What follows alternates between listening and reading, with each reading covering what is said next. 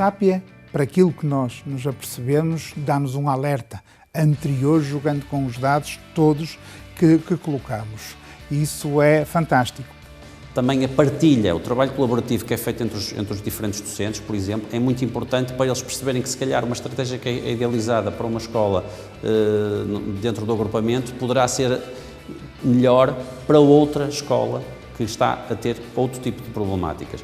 E quando se trabalha desta forma, em termos colaborativos, surgem outras ideias, outras metodologias que numa escola não está a funcionar, mas se calhar noutra poderá vir a funcionar. Há muito tempo que nós desenvolvemos internamente um trabalho de sinalização, de monitorização e de avaliação com caráter regular e sistemático.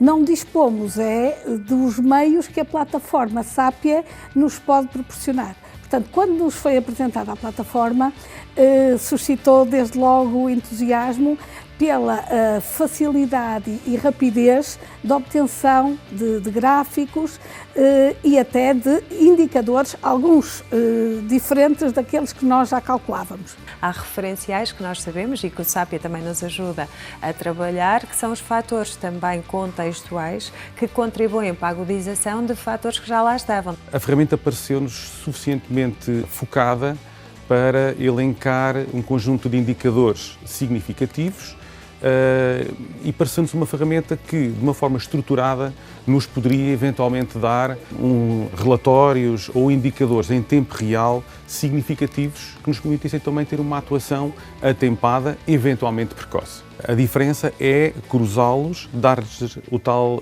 significado e criar, portanto, os tais indicadores que nos permitam ter uma segurança naquilo que muitas vezes temos que transmitir em órgãos da escola, ou falando com os pais, ou mesmo perante a comunidade, ou documentos oficiais, ou mesmo perante a tutela.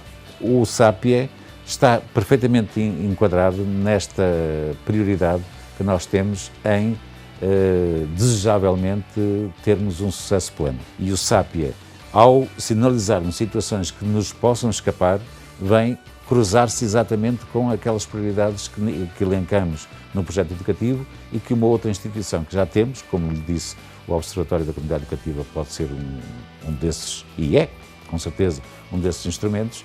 O Sápia cruza perfeitamente com aquilo que são as prioridades do agrupamento. O Sápia foi entendido por nós como sendo uma ferramenta com múltiplas funcionalidades, digamos assim.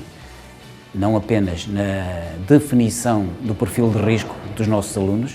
O Sápia, em primeiro lugar, do meu ponto de vista, faz essa identificação, caracterização do perfil dos nossos alunos e, consequentemente, do risco daqueles que possam estar.